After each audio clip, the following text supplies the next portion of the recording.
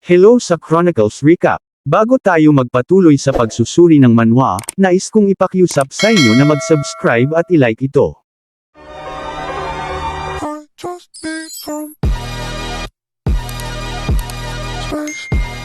Sa kabilang eksena, patuloy ang mga Manero sa pagmimina nila sa loob ng kuweba. Sila ay nagmamadali sa kanilang gawain dahil may kalayuan pa sila bago makamit ang kanilang kota. Ang ating bida ay patuloy na nag-obserba sa mga Manero. Nalaman niya na ito ang ginagawa nilang pamamaraan sa pamamagitan sa pagmimina. Tingin niya ay maayos sila na pantay-pantay na naghahati ng trabaho, at hindi rin masama ang kaligtasan sa minahan. Nalaman niya ang dahilan kung bakit sikat ang bakal ng pamilyang Dimitri. Kinausap ng ating bida ang matandang Manero. Sinabi ng matanda na hindi lamang ito mahusay na naproseso sa pandayan. Dahil mataas din ang kalidad ng mga bakal na ores na nakukuha nila sa bundok, kaya kinikilala ng mga tao ang kanilang halaga. Pinaliwanag niya na ang ibang mga teritoryo ay nakakaranas ng malaking pagkalugi mula sa proseso ng distribusyon ng pagkuha ng mga bakal na ores. Ngunit dahil nagagawa ng mga Dimitri ang lahat ng proseso sa loob ng kanilang teritoryo, kaya nakakakuha sila ng malaking kita sa kanila. Kaya sinabi niya kung bakit tinatawag ang pamilyang Dimitri na isa sa mga pinakamayayamang bansa. Tingin ng ating bida, ang mga materyales ay maaaring suplayan at ipamahagi sa ibang bansa. At dahil sa reputasyon bilang lungsod ng mga pandayan, kumikita sila ng mas malaki mula sa mga bakal kaysa sa iba pang mga bansa. Nalaman ng ating bida na nabuhay sila ng ganito sa loob ng mga dekada. Ang dami ng kayamanan na naipon ng pamilyang Dimitri ay maaaring mas malaki kaysa sa kanyang inaasahan. Biglang may isang tao na sinabihan sila na hindi sila dapat mag-usap sa lugar ng trabaho. Sinabi ng lalaki sa ating bida na kung wala siyang balak magtrabaho, huwag niya nalang abalahin ang mga ibang tao na nagtatrabaho. Ito ang veteran miner na si Morcon. Seryosong sinabi niya na pwede siyang umalis na lang sa minahan. Humingi na lang ng pasensya ang ating bida kay Morcon dahil naistorbo niya ang ibang tao na nagtatrabaho. Sinabi niya sa kanya na magpapatuloy na lang siya sa kanyang trabaho, kaya nagbuhat ang ating bida ng isang sako na mga bato. Napansin ni Morcon sa young master nila na hindi siya nagreklamo sa mga sinabi niya sa kanya. Pagkatapos ng isang linggo, sa oras ng tanghalihan nila, ang kinakain nila ay 2 tinapay at 1 sabaw. Tingin ng ating bida, nagtratrabaho sila ng magkasama ng higit sa 1 linggo, ngunit hindi pa din nila siya kinakausap maliban lang kung may itatanong siya sa kanila. Habang kumakain siya, iniisip niya na ito ang paraan nila para markahan ng mga Manero ang kanilang teritoryo. Isang banda, may isang taong lumapit sa ating bida. Ito si Morcon, tinabihan niya ang ating bida dahil mayroon siyang gustong itanong sa young master niya. Sinabi niya na pinapanood niya siya nung nagtratrabaho siya nitong nakaraang linggo, at naging interesado siya sa kanya. Kaya tinanong niya sa ating bida kung bakit siya nagtatrabaho sa minahan. Inaakala niya na nagkukunyari lang siya na nagtratrabaho sa loob ng minahan. Sinabi niya na kahit si Rodwell, ang pangalawang anak ng Dimitri at pinakamakapangyarihang tagapagmana ng Dimitri, ay hindi kailanman bumisita sa minahan ng bakal. Ang panganay naman ng Dimitri, na si Roman, ay dumating dito bilang nagpapalusot ng pagsasanay niya bilang tagapagmana, pagkatapos ng mahabang panahon. Kaya iniisip niya sa ating bida na minamaliit niya ang trabaho sa pagmimina ng bakal. Kaya't palaging niya siyang binabantayan ng mas mabuti sa trabaho niya, ngunit nakita niya siya na nagtatrabaho siya ng mas mahirap kaysa sa hindi niya inaasahan. At mas masigasig pa siya sa kanyang trabaho kaysa sa ibang mga manggagawa, at palaging natutupad ang kanyang kota sa trabaho. Isang banda, nag-uusap ang ibang Manero. Sinabi ng isang Manero ayon sa kanyang kaibigan na nagtatrabaho bilang isang tagapaglingkod sa kastilyo, sinabi niya na hindi kailanman iniutos ng Lord ng Dimitri ang kanyang anak na magtrabaho sa minahan ng bakal. Hindi naman inaasahan na narinig ito ni Morcon. Sinabi ng mga Manero na nagboluntaryo ba ang kanilang young master upang magtrabaho dito sa minahan. Si Morcon ay gustong marinig ang pinakamainam na sagot ng ating bida, at ang katotohanan mula sa ating bida. Tinanong ng ating bida si Morcon kung alin ang gusto niyang marinig tungkol sa dalawang iyon. Nagsalita si Morcon, sinabi niya na kung pwede ba niyang sabihin ang parehong tanong niya, dahil nais niyang itong malaman. Sinabi ng ating bida kay Morcon, na hayaan niyang munang sabihin sa kanya ang pinakamainam na sagot. Sinabi niya ang Dimitri ay isang lungsod ng pagmimina. Sinabi ng ating bida dahil maraming tao sa Dimitri ang nagtatrabaho sa minahan ng bakal para mabuhay. Sa halip na mangolekta sila ng pangunawa sa mga tao ng Dimitri mula sa malayo lugar, nais niya maranasan ang kanilang pang-araw-araw na buhay nila. Tinanong ni Morcon sa young master niya kung kailangan niya ba talagang gawin iyon. Seryosong sinabi ng ating bida sa kanya, na mayroong siyang ginagampanan na habang ang apelyido niya na Dimitri, na kinakailangan niya gawin ito. Iniisip ni Morcon kung saan ang pinakamainam na sagot tungkol doon. Ito ang bagay na gustong marinig ng mga tao mula sa kanilang pinuno, at ang pinakamainam na maharlika na tinitingala nila. Sinabi ng ating bida ang katotohanang dahilan ay hindi siya ang master ng Dimitri. Kahit na ang pamilyang Dimitri ay nakakalap ng malaking kayamanan, ito ay pag-aari ng kanyang ama lang. Kaya't pumunta siya sa minahan ng bakal. At ito ay para malaman kung ano ang magagawa niya para sa Dimitri, at kung karapat-dapat ba siyang humingi ng bahagi sa kanyang ama. Natuwa naman si Morcon dahil ayon lang ang dahilan ng ating bida. Natatawa si Morcon sa ating bida dahil ayon lang ang dahilan ng young master nila, na maging karapat-dapat na humingi ng bahagi ng kayamanan ng kanyang ama. Dahil hindi niya iyon naisip sa umpisa pa lang.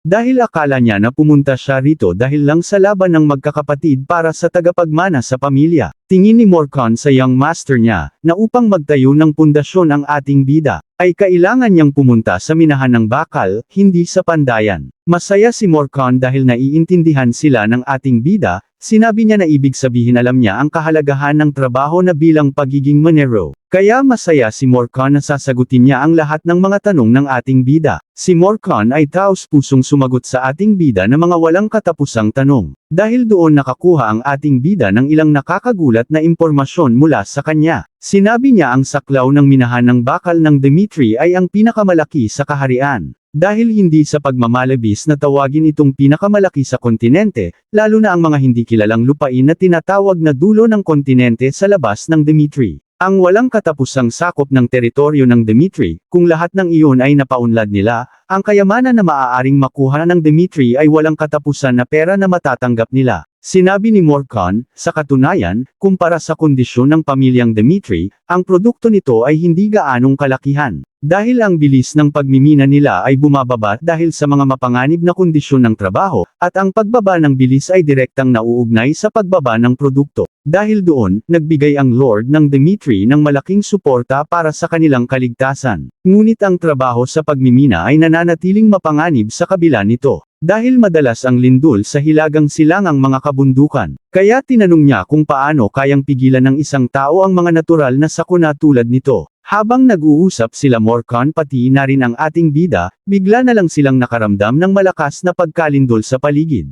Lumapit si Morcon sa mga tauhan niya at tinanong kung ano ang nangyari. Sinabi ng tauhan niya na ang pangwalong lagusan ay bumagsak at isa sa mga manggagawa ay natabunan sa ibaba. Naiinis si Morcon dahil ang kasamahan nila ay natabunan ng lupa sa ibaba, kaya nag-iisip siya kung ano ang kailangan nilang gawin upang maligtas ito. Sinabi ni Morcon sa mga tauhan niya na may panganib ng karagdagang pagbagsak, kaya hindi sila makakagawa ng agarang hakbang upang maligtas ang kasamahan nila sa ibaba. Bigla na lang nagpresenta ang ating bida na siya ang bababa sa ilalim ng hukay, upang iligtas ang kasamahan nila na nasa panganib.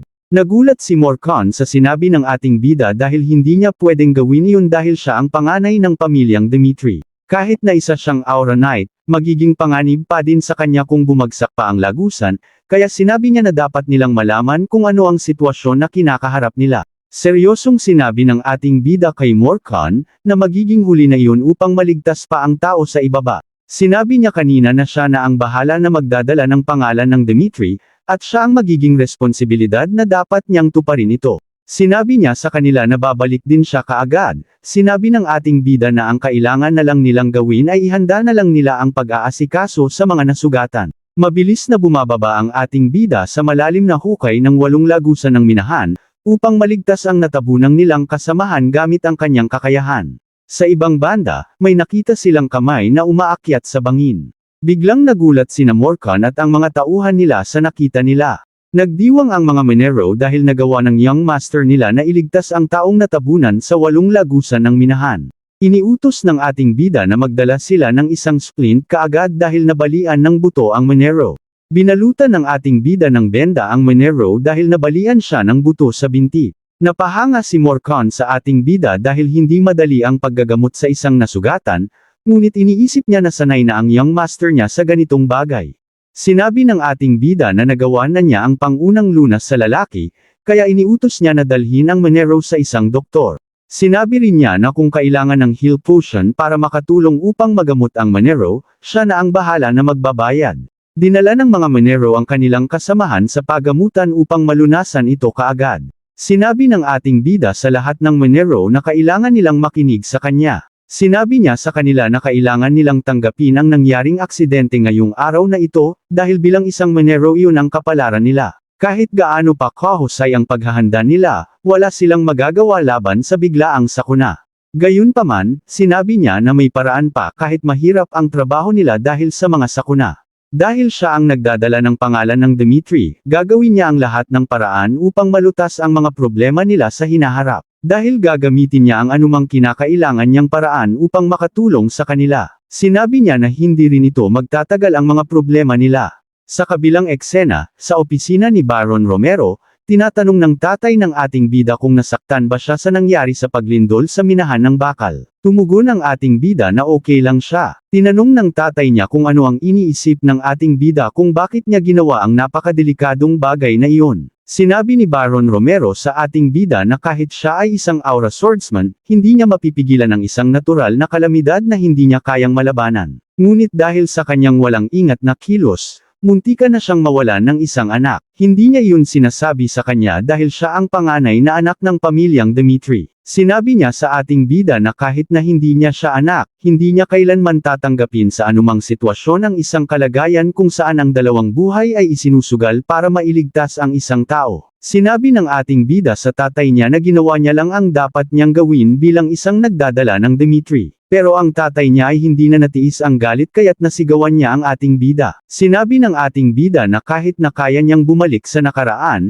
hindi niya babaguhin ang kanyang isip. Sa tingin ng ating bida na ginawa niya ang tamang desisyon.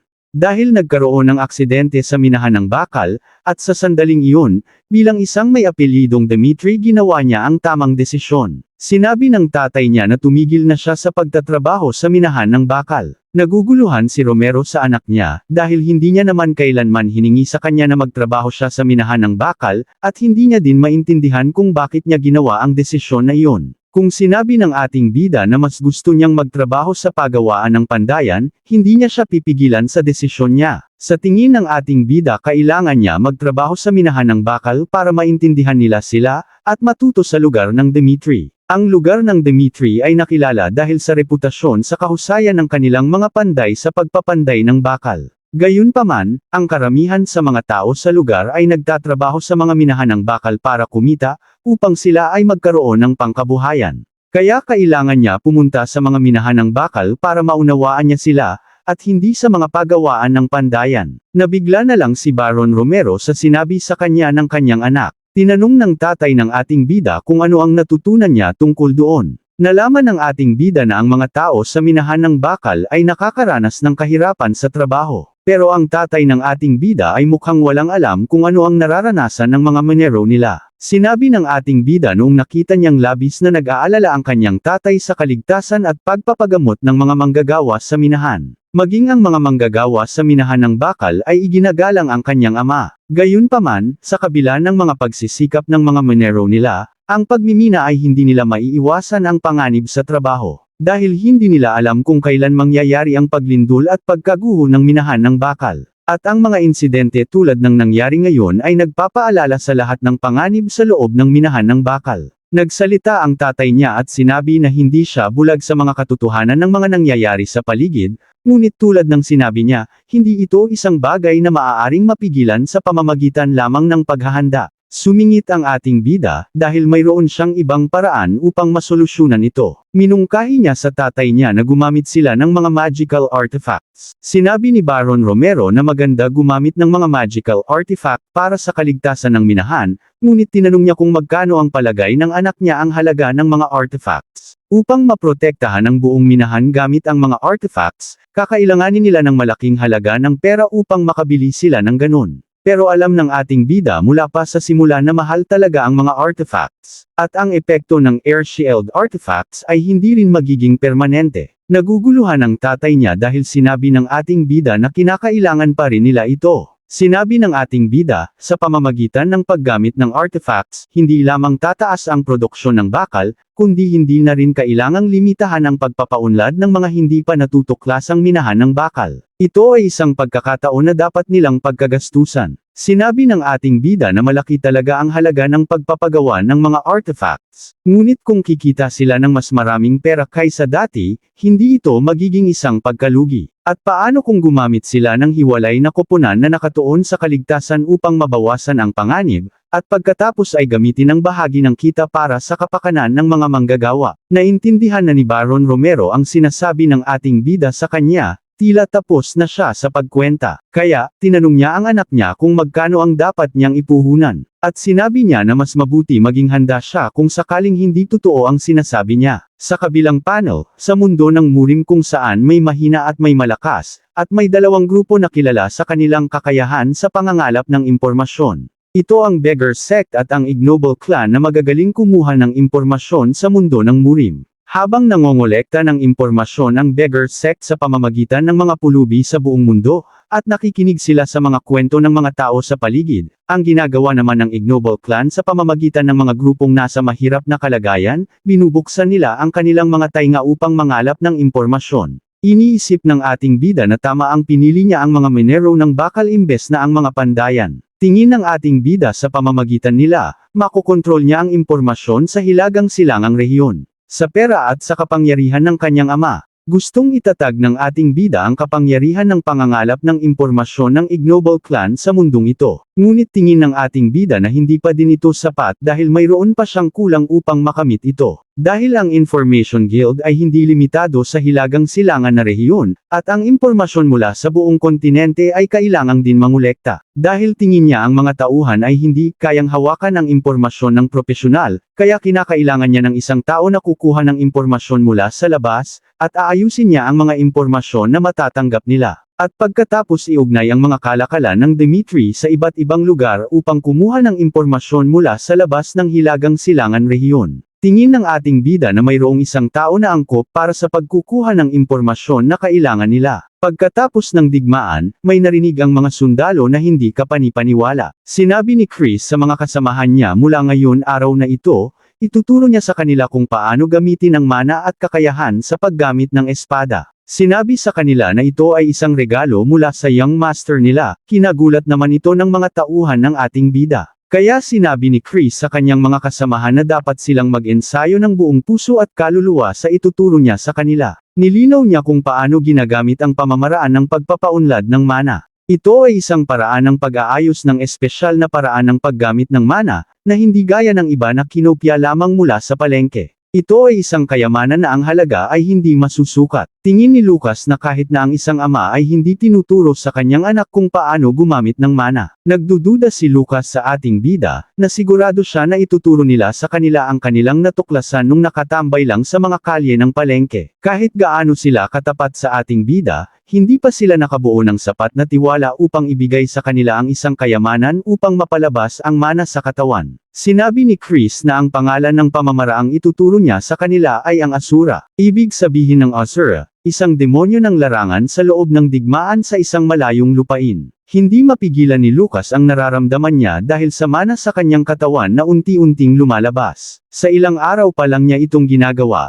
ngunit pakiramdam niya ay nagiging sobrang sensitibo ang kanyang mga pandama, nararamdaman din niya ang hangin na kumikiliti sa kanyang balat. Ito ang pamamaraan ng Aura Sword Technique, na kinabibilangan ng 108 na paraan upang labanan ang kalaban, isang bagay na perpekto para sa paggamit ng buong lakas ng isipan. Si Lucas ay unti-unting nang natututo kung paano magpalabas ng iba't ibang mga mana, iniisip niya kung sino ba talaga ang ating bida. Tingin ng ating bida kung siya ang nag-iisang nagmamay-ari ng Asura Cultivation, at sa kasanayan sa paggamit sa espada. At itatago niya ito ng buong lihim mula sa kanyang mga kamag-anak at mga kadugo, pati na rin ang mga sundalo niya. Siya ay minsang ginugol ang kanyang buong kayamanan sa pag-aaral ng isang teknik sa pagpapalago ng mana, at araw-araw siya nakakaranas ng malaking pagbabago sa kanyang buhay. Para sa kanyang kasiyahan. Sa ibang eksena, humihingi ng paumanhin si Lucas dahil nais niyang manatili sa kanyang young master. Tingin ng ating bida ang isang pagtanggi ay hindi katanggap-tanggap sa kanya. na isang veteranong mersenaryo na may malawak na karanasan, nakaranas ng lahat ng uri ng pagbabago sa buhay niya bilang isang veteranong mersenaryo. Tingin ng ating bida na siya ang tamang tao na hinahanap niya. Sinabi ni Lucas na kung siya ang mamamahala ng Information Guild, kailangan niyang iwanan ang kanyang young master sa tabi. Sinabi ni Lucas sa panahon ng digmaan laban sa pamilyang Barco, ipinangako niya ang kanyang buhay at magbibigay siya ng katapatan sa kanyang young master. Kaya, nakikiusap siya sa ating bida na huwag siyang ipadala sa ibang lugar. Natuwa ang ating bida kay Lucas dahil napansin niya na magaling siyang umarte. Sinabi ng ating bida kay Lucas na hayaan niya siyang tanungin ang isang bagay. Sinabi niya kung bakit sa tingin niya itinuro niya sa kanila ang aura cultivation at ang paggamit sa espada. Hindi naman alam ni Lucas kung bakit sila binigyan ng ganoon na importanteng regalo. Sinabi ng ating bida na binigyan niya sila ng mga regalo bilang kapalit ng kanilang katapatan. Kaya tinanong niya siya kung ano ang tingin niya sa kanya. Inaakala ni Lucas na gagawin ng ating bida ang lahat upang igalang ang katapatan ng kanyang mga sundalo. Dahil hindi nais ng ating bida na maging tapat sila ng walang dahilan sa kanya. Ang pagiging tapat sa kanila ay simpleng gantimpala lamang para sa kanilang mga buhay sa pagtulong sa kanya sa digmaan. Sa ganitong pagkakataon, tinanong ng ating bida kay Lucas kung ano ang tingin niya ang ibibigay niya sa isang taong mas mahalaga kaysa isang simpleng sundalo. Nagulat si Lucas, dahil sa tingin niya mayroon pang higit na pamamaraan sa paggamit ng Azure cultivation technique na ituturo ng young master niya. Dahil doon, sinabi niya na susundin niya ang mga utos ng kanyang young master, at itatayo niya ang pinakamahusay na Information Guild sa buong kontinente. Tingin ng ating bida kay Lucas na siya ay matalino at lohikal na tao. Tulad ng inaasahan niya, siya ang magiging pinuno ng Ignoble Clan Information Guild. Sa ibang eksena, sa lugar ng mga minahan ng bakal. Nagulat sila dahil dumating ang ating bida. Binati siya ng mga Monero sa kanyang pagbabalik. Sinabi ng Monero na napakabait ng ating bida dahil pinabuti nila ang kanilang kaligtasan sa loob ng minahan ng bakal, at sila ay nagpapasalamat ng sobra dahil sa ginawa niya. Biglang may isang matanda na lumapit sa ating bida. Nagpapasalamat siya na may luha sa mata dahil ang kanyang kaisa-isang anak ay nailigtas niya. Bigla na lang siya lumuhad sa ating bida at sinabi na handa silang ibigay ang kanilang buhay para sa kanya upang maglingkod. Nagpasalamat naman ang ating bida sa matanda at umaasang makikipagtulungan sila sa hinaharap. Mula sa araw na iyon, ang damdamin ng publiko para sa Dimitri ay napunta sa ating bida. Sa ganitong kalagayan, sa loob ng opisina ng Lord ng Dimitri, si Baron Romero ay labis na naiinis, at malalim ang iniisip tungkol sa ginawa ng kanyang anak sa loob ng minahan. Sa isang banda, isang buwan na ang nakalipas mula sa digmaan laban sa pamilyang Barco. Isang regular na pagpupulong ang isinagawa sa palasyo ng Dimitri. Pinag-uusapan ng mga matataas na opisyal ng Dimitri ang pagbagsak ng bahay ng Barco, at sinabi nila na wala ng puwersang maituturing na pwede makatapat sa Dimitri sa Hilagang Silangan. Nagsalita ang isang matanda, sinabi niya na kahit na ang mga puwersang pro-Barco ay nagpahayag ng kanilang kagustuhang makipag-alyansa sa Dimitri. At gaya ng iniutos ng Lord ng Dimitri noong nakaraan, tuluyan nilang tinanggihan ang pakikipag-usap sa mga puwersang kumampi sa Barco na naging lubhang kaaway nila. Tinanong niya kung paano gustong asikasuhin ang mga ito. Sinabi ni Baron Romero na ang pagsanib puwersa sa mga nagdulot sa kanila ng mga hindi malilimutang nagbigay ng sugat sa kanila ay hindi magiging kabutihan, kundi kay abangan. Kaya iniutos niya sa kanyang mga tauhan na huwag kailanman makipagkasundo sa mga kumakampi noon sa Barco, dahil ipapaalam nila kung ano ang ibig sabihin kung bakit hindi pwedeng kalabanan ang pamilyang Dimitri. Sa pagkatapos sinabi ni Romero ang susunod na paksa na pag-usapan nila. Nagsalita si Captain Jonathan at sinabi niya na sa pamamagitan ng digmaang ito, ipinakita sa kanila ng Barco ang mga elementong maaaring likhain sa pamamagitan ng paghiram ng panlabas na kapangyarihan. Sinabi niya na kung sila at ang Barco ay maglalaban, magiging agarang banta rin sila sa kanila sa pamamagitan ng mga bagay tulad ng paggamit ng flare catapult, at sa pag-upo sa superstar ng Cairo na si Homeros na isang ranker. Iyon ang dahilan kung bakit gusto niyang palakasin ang kanilang puwersang militar upang makontra ang mga ganitong bagay, pati na rin na makakuha sila ng ilang magic weapons. Iniisip ni Baron Romero na may punto si Captain Jonathan na palakasin ang kanilang militar. Sa tingin niya, walang ibang nagbibigay ng mas malaking seguridad kaysa dito, dahil marami na silang pondo at nagpapasalamat sila sa ating bida, kahit na gumamit sila ng malaking bahagi ng kanilang mga ari-arian, mula sa pagpapagawa ng mga artifacts sa buong mga minahan. Bilang resulta tumaas ng 30% ang kinalabasan ng iron ore sa loob ng napakaikling panahon. Sinabi ng matanda na sa ganitong kabilas na pag-unlad nila, naniniwala siyang maaari nilang asahan ang 100% na pagtaas ng kita nila sa malapit na hinaharap. Tinanong ng Lord ng Dimitri kung paano naman ang kanilang mga pagkalugi sa pinansyal dahil sa may kamahalan ang mga artifacts. Tumugon ang opisyal at sinabi niya sa Lord niya na kaya itong pamahalaan sa pamamagitan ng tumataas na kita nila. Dahil tama ang ating bida sa desisyon niya, sa pamamagitan ng pagtatrabaho ng ating bida sa minahan ng bakal ng sarili niyang kagustuhan. Naranasan niya mismo kung ano ang mga problema sa loob ng minahan ng bakal, at nakaisip siya ng pinakaperpektong solusyon. Ang tingin ng mga tao sa ating bida, na patuloy na mabilis na nagbabago ay nagkaroon ng ganap na conclusion sa pamamagitan ng pangyayaring ito. Tinanong ni Captain Jonathan ang kanyang Lord kung paano niya maisasaayos ang usapin ng tagapagmana. Pinili ni Romero ang young master nila na si Rodwell bilang susunod na Lord 3 taon na ang nakararaan. Dahil noon ang mga aksyon ng ating bida na si Roman, at ang asal ng pinakabatang master ay hindi mukhang angkop para ipagkatiwala ang isang mahalagang papel. Ngunit nagbago ang kanilang sitwasyon, dahil sa digmaan laban sa pamilyang Barco, at ang problema ng kaligtasan sa minahan ng bakal, at ang kanyang talino bilang isang swordsman, ipinapakita ng kasalukuyang mga aksyon ng ating bida ang karakter ng isang pagiging pinuno. Dahil doon sumang-ayon sila na tama na kaya maging pinuno ng ating bida sa Dimitri. Sinabi ng matanda sa Lord niya, dahil wala pang opisyal na anunsyo sa pagiging tagapagmana, gusto niyang maniwala na ang isang patas na kompetisyon ay nararapat sa pagiging tagapagmana. Ang labanan para sa tagapagmana sa pagitan nina Roman at Rodwell ay nagdulot ng alon sa payapang Dimitri. Iniisip ni Romero ang kanyang mga anak na sina Roman at Rodwell. Sa tingin ni Romero, pinatunayan ng ating bida ang kanyang halaga sa loob ng maikling panahon, ngunit si Rodwell ay pinasa ng mga responsibilidad ng isang tagapagmana mula pagkabata niya. Sinabi ni Baron Romero, na babantayan niya muna ang sitwasyon at inisipon niya kung ano ang gagawin niyang hakbang. Sa isang banda, mag-isa si Baron Romero sa loob ng kanyang opisina, iniisip niya na ang usapin ng pagmamana ay nangangailangan ng pagsang-ayon ng mga pangunahing individual, ang kanilang mga vassals, ang master ng minahan ng bakal, at panghuli si Hendrik, ang master ng pandayan. Sa pamamagitan lamang ng pagsang-ayon ng tatlong kapangyarihan na iyon, maaaring makasali ang isang tao sa kompetisyon, kahit na sa gitna ng pinakamalalang kaguluhan. Iniutos ni Baron Romero na gusto niyang makausap si Hans. Hindi alam ni Hans kung ano ang sinasabi ng kanyang lord sa kanya. Tinanong ni Baron Romero kung ang ating bida ba ay angkop na maging tagapagmana ng angkan ng Dimitri. Sinabi ni Hans na kung tinanong siya 3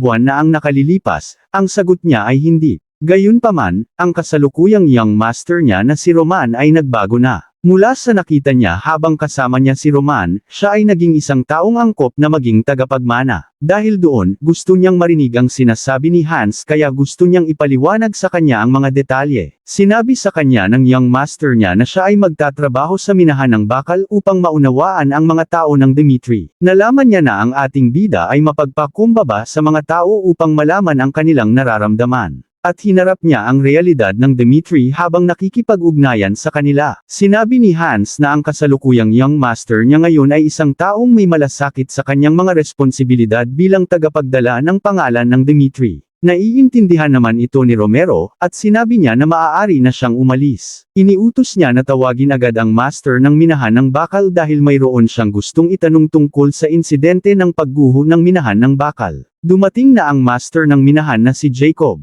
Iniisip ni Baron Romero kung sino naman ang lalaki nasa likod ni Jacob. Narinig ni Jacob na gusto niyang malaman ng kanilang lord ang nangyari sa minahan ng bakal, kaya dinala niya ang isang taong nandoon sa lugar ng insidente. Dahil doon pinagsalita niya si Morcon naman nahihiya na nagpapakilala sa lord ng Dimitri. Tingin ni Romero kay Morcon, na parang pamilyar ang pangalan niya. Sinabi niya kay Morcon na ikwento niya sa kanya ang mga detalyado kung ano ang nangyari noong araw ng aksidente mula sa minahan ng bakal. Pinaliwanag niya na ang insidente ay naganap 1 linggo pagkatapos magsimula ng trabaho ang kanilang young master sa minahan. Tapos, bumagsak ang lagusan at natabunan ang isa sa mga manggagawa nila. Habang sinusubukan nilang gawin ang pinakaligtas na desisyon ayon sa manual, dahil sa panganib ng karagdagang pagbagsak sa minahan. Sinabi ng young master nila na si Roman na may lakas ng loob na kayang iligtas ang manggagawa na natabunan sa ibaba. at pumunta siya sa lugar ng insidente sa kabila ng kanilang pagpipigil at nailigtas ang manggagawa. Sinabi ni Morcon kay Romero sa katotohanan lang, noong una wala siya magandang impresyon sa ating bida. Ngunit ngayon, napagtanto niya kung gaano siya katanga kung bakit niya naisip iyon. Dahil noong insidente, sinabi ng young master nila na may responsibilidad siyang lutisin ang mga problema ng mga tao bilang panganay na anak ng bahay ng Dimitri.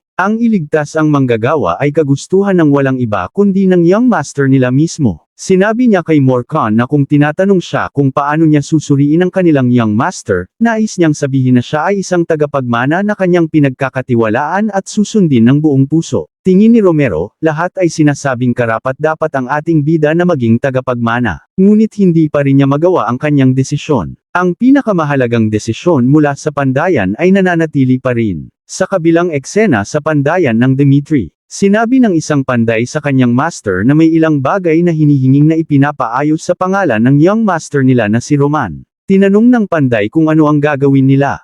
Sinabi ng master nila na kunin niya ang mga kagamitan ng ating bida, pero ang panday ay medyo naguguluhan dahil pumayag ang master niya na tanggapin ang kagamitan ng ating bida. Siya si Master Hendrik, ang Master of Blacksmith ng Dimitri. Sinabi niya na kung hindi niya ba narinig ang sinabi niya, kunin niya ang mga iyon. Sa personal, gusto ni Hendrik na tumanggi, pero pagkatapos marinig ang mga kwento ni Jacob tungkol sa nangyari sa minahan, medyo naaawa siya sa ating bida dahil sa masamang pakikitungo sa kanya. Bumungad ang lahat ng kagamitan na kailangan ipaayos ng ating bida, at nagtataka ang mga panday kung bakit nagkaganito ang mga kagamitan nila na ginawa nila noon.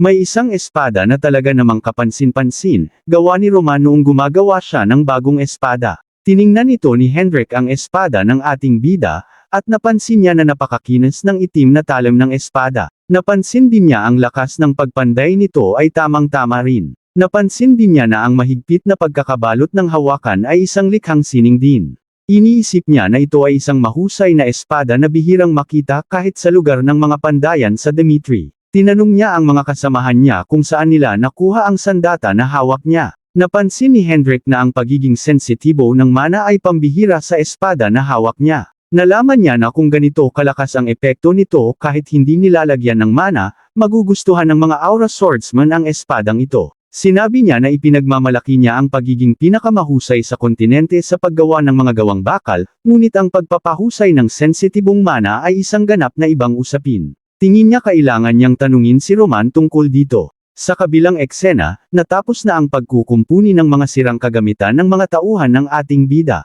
Nagtataka si Chris na tapos na ang mga kagamitan nila dahil inaakala niya na aabutin ito ng 2 linggo. Makikita ang isang panday na pagod sa pag-aayos ng mga kagamitan ng mga tauhan ng ating bida. Sinabi niya na karaniwang aabutin ito ng 2 linggo, pero ang master nila na si Hendrik ay tila sabik sa hindi malamang dahilan, at iniutos sa kanila na mag-focus ang lahat ng mga panday sa trabahong ito. Sa kabilang banda, makikita si Master Hendrik na puyat na puyat. Tinanong niya ang ating bida kung saan niya nakuha ang espada na nakita niya sa pandayan. At tinanong din niya kung sino ang gumawa ng espada nung nakita niya nung isang araw sa pandayan, dahil gusto niyang malaman ang lahat ng alam ng ating bida. Ngumiti si Roman dahil sumasang-ayon ito sa kanyang plano. Sinabi ng ating bida kay Master Hendrik na hindi niya ito nakuha kahit saan. Si Master Hendrik naman ay naguguluhan dahil hindi niya alam kung ano ang sinasabi ng young master niya. Sinabi ng ating bida na ang espadang iyon na nakita niya sa pandayan, siya ang mismo ang gumawa gamit ang sarili niyang mga kamay. Hello guys! Comment nyo nga sa ibaba kung anong reaksyon nyo sa video na ito, at huwag kalimutan i-like at mag-subscribe sa video ito, i-click ang notification bell para palaging tayo updated sa mga bagong content natin,